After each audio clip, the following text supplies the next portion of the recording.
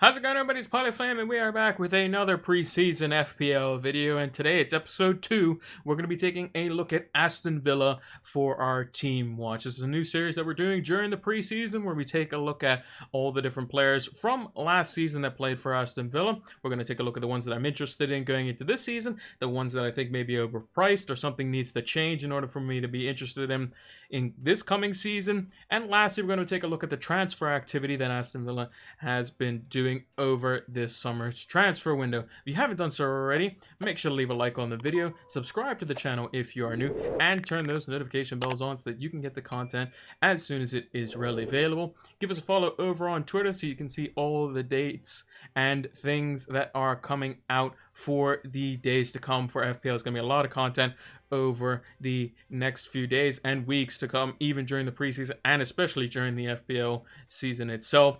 And give us a follow over on Twitch so that you can see when we go live for our preview and deadline streams, which will be starting back up the week before the game week 1 deadline. So make sure to not miss out on that. And lastly, check out the link in the description below. Fantasy Football Scout are giving you guys a 20% offer. Make sure to check it out. And here is the details on that. We have partnered up with Fantasy Football Scout for this coming Fantasy Premier League season, and they're giving you an exclusive offer. Use the link down in the description to get 20% off your Fantasy Football Scout membership. It gives you access to the exclusive members area, which has new tools such as the 3-player comparison tool, as well as some old favorites such as the Rate My Team tool, the Season Ticker, and my personal favorite, the fully customizable stats tables, which you can share among other Fantasy Football Scout members, powered by Opta Stats. Use the link down in the description below to get 20% off your membership today. Sign up now. So Aston Villa start the 2021-2022 FPL season with a bang.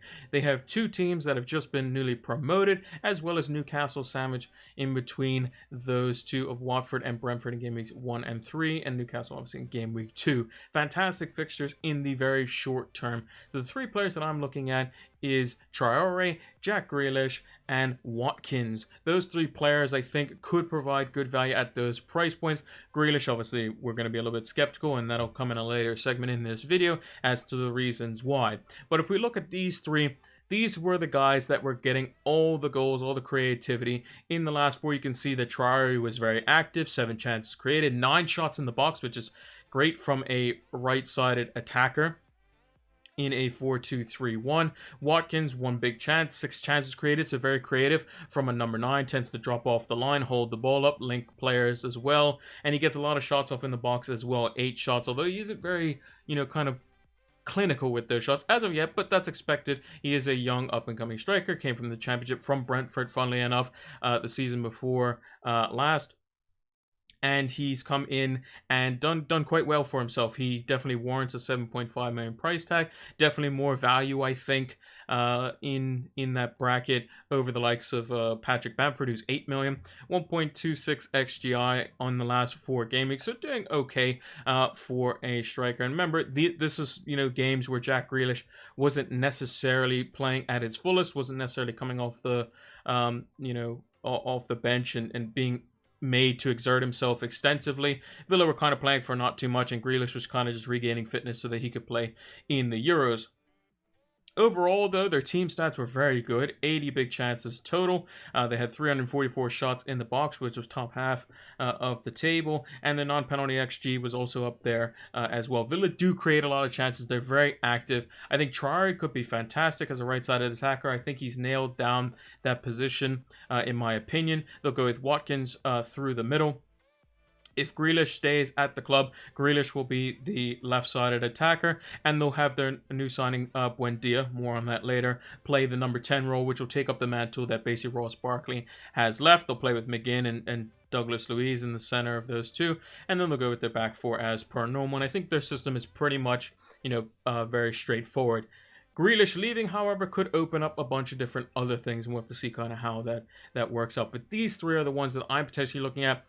Buendia, we'll talk about him in later on, but typically I want to stay away from promotion players if I can, unless they're showing such good numbers that they can't be ignored. So as an example, Ivan Toney might be that player, but he may be the the one that we bandwagon on, and he doesn't end up doing that well. But we'll have to see on that front. But let's take a look at the 3 players, or part of the team, I should say, that I'm not too keen on based on their price points.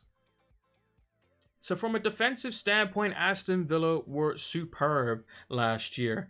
Martinez was, I think he was the top scoring goalkeeper last, if I remember correctly. 4.5 million to start the season. Ended up being an absolute bargain. I believe Arsenal sold the wrong goalkeeper in this instance. He comes in at 5.5 million, as do some of the other defenders in that 5 million bracket. Matty Cash and Target being the 2 fullbacks, but Mings also comes in at that price as well. Now, from a defensive standpoint, those first 4 fixtures could be quite good. Chelsea, they're going to get a few shots off, but ultimately, defense comes first when it comes to a Thomas Tuchel system, and potentially nick one and just win 1-0. So if anything, it's going to be a low-scoring game, which would favor the likes of Martinez or Target or Cash. The only problem that I have here is it's just they might be a bit too expensive. 5 million for the defenders who are only good probably in the immediate short term. Might not be the greatest. Now, if you plan to wildcard early, they could be fantastic. So there is a big fixture swing between Aston Villa and Wolves, as an example. So Watkins could be easily changed out for the likes of Raul Jimenez, who's at the same price this season. But 5 million, with there's a lot of 4.5 million defenders, I think. Wesley Fofana, Tariq Lamptey, Ben White at either Brighton or Arsenal, Rob Holding at Arsenal. There's just so many defenders at 0.5 million cheaper that might offer similar or even more value going into the season. I just think that they might just be a bit too expensive. So unless something changes to where they, maybe they bring in another centre back alongside the likes of Tyrone Mings that has, like, oodles of pace or something like that, and they're just able to just kind of fly up and down the pitch, so that if Mings makes a mistake, they're able to cover for him. Then maybe it allows for Cash and Target to be a lot more on the offensive side of things. Link up with Traore one side, if Grealish still there, Grealish on the other side. That could be quite good. But we'll kind of have to see how they pan out going into the next season. These 3 fixtures should give us everything we need to know. Can they beat the weaker teams? If the answer in the first 2 game weeks is yes, then obviously Brentford should continue on. They should be able to beat Brentford and keep a clean sheet, and they'll do well in the first 3 game weeks, which should mean goals for the likes of Watkins and assists and goals for Grealish and Buendia and these sorts of players. It's just I'd rather jump on those players against weaker opposition rather than defenders in that case, when I can get other defenders who have just as good fixtures to start for a cheaper price. So we'll have to kind of see how that pans out. Martinez may be a set and forget goalkeeper, or we might find a new Martinez this season at 4.5 million. But we'll have to see, because if they have 4 fixtures right off the start, I may be more inclined. 3 fixtures, it's a bit tricky when I see defenders and goalkeepers at much cheaper prices that have just as good fixtures. And I'd much rather go with like Buendia and Watkins, or Grealish and Watkins if Grealish stays at Villa, and go with them, because of how poor the other defenses are. Watkins, Brentford, newly promoted teams, you'll think they won't be as good. Newcastle conceded a lot of goals last season. 2 of them were fighting relegation at one point. So I'd rather go with the attack, as it excites me just a little bit more. Although Cash and Target can provide some chances. Obviously, Target creating 6 chances in the last 4. Cash was injured for the back part of the season. We'll have to see how he comes in. And also Ashley Young kind of throws a spanner in the works as well. He can play left back or right back and is being signed potentially for cover. Could also be a starting position. We'll have to see. So let's take a look at the transfer business that Aston Villa have been doing over this transfer window. So here we have the possible transfer talking points and transfers that Villa could be looking at or have already done. As a note, all transfer fees shown on this graphic are approximations and are not official until set by the club. These are based off of rumors or initial fees and that sort of stuff. So in terms of the ins, so 2 major ins for Aston Villa, one of which is Emi Buendia from Norwich. He is priced at 6.5 million. He's already in the game, and he's come from Norwich. He was very creative, very attacking, basically the talisman and the reason why Norwich came straight back up after their torrid 2019-2020 season, keeping the same manager, Daniel Farke. And he is somebody who didn't seem to like Buendia, from what I'm gathering from what Norwich fans are saying, what the general consensus is around him. But I think he could definitely fill the mantle that, Barkley initially had, and then kind of faded away during his loan spell at Villa. A reported fee of £33 million. Very expensive. I think that's a club record signing as well. But he could definitely provide for them. And especially if Jack Grealish goes, you can have the likes of El Ghazi play out on the left-hand side. And I think Villa will still be quite effective because Buendia is such a very talented player and very creative in that role. And can kind of, fade off to either side and is, very, very good in terms of creating chances and could be a bargain at 6.5 million. I'm going to hold off personally for a little bit just to see how it kind of pans out. If we see good things from him and Grealish stays, that's when you can jump on the double up, I think. Ashley Young, we got him in a United jersey. That's probably where most players will recognize him from. He went over to Inter Milan for a short stint and has come back and is priced at $5 million. And he came on a free transfer, so nothing there paid for Villa. So potentially some good business. Young is a more experienced player. We'll definitely give him some cover at both left and right back. Young can play on both sides.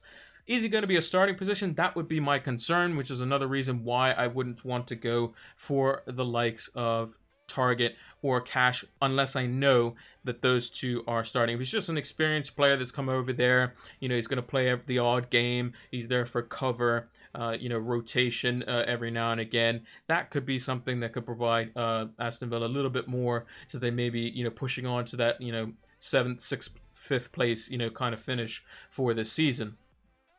Now, in terms of the outs, some quick ones. Tom Heaton, he went to Manchester United. He is going to be, I think, their third choice goalkeeper. Interesting out there. So Martinez is going to be the number one with, I believe, Jed Steer as his backup. Samata has gone over back to Fenerbahce. He was on loan there. The fee is around £5 million. Not really a great, signing for them initially. Sent him out on loan and he seems to have done well over in the Turkish league, so they've sent him out. But again, not really an FPL asset. I think he was a 4.5 million striker that we kind of just threw in our team. But people were putting Davis in anyway in that case. Jack Grealish is probably the main one. So a reported fee of 100 million plus pounds, which is an astronomical figure. You could have, they were saying, various different players that could potentially be thrown in that deal. Laporte and Sterling and Bernardo Silva. And all of these players are potentially up on the chopping block to leave. Gabriel Jesus is another one. And it would be insane if he went over to City. If he's at Aston Villa for £8 million, or £8 million pounds, yeah, got that right. If he costs £8 million going to City, that'd be quite cheap. But £8 million in FPL, I think that's a great deal to have for Grealish in your starting team for those first 3 games. Potentially a double up with Watkins. £8 million over at City, that's too much of a risk for me, in my opinion. I think that City tend to rotate quite heavily and quite often. Could be subbed quite often. Jack Grealish, will he fit in over there right away? Does he have to learn Pep's system? Grealish doesn't tend to like being on the bench, so it's going to have to be a guaranteed thing.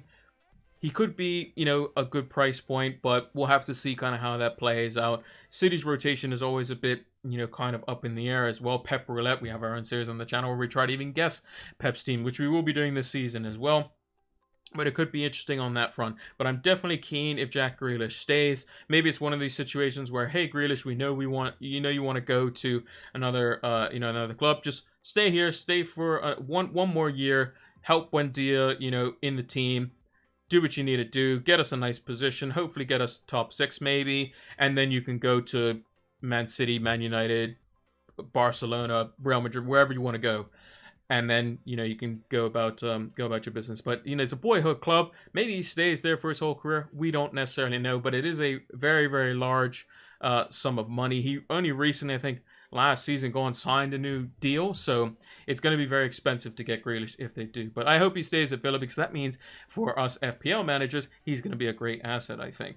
At City, he'll probably create a lot of chances, but we'll also see more rotation as well. And at $8 million for someone who could be potentially not playing every game, that could be a bit expensive, at least earlier on as well, where City's fixtures are kind of a bit, mixed bag. They're a very good fixture versus Norwich to start off with, but could be interesting otherwise. But yeah, that is all for this Aston Villa segment. Let me know what you guys think in the comments down below as to what transfers you're interested in for Aston Villa. If there's any rumors going about where players could be a little bit interesting. I think Buendia is going to be their main signing, and they're going to try to hang on to Grealish. And that is going to do it for this episode of Team Watch for Aston Villa.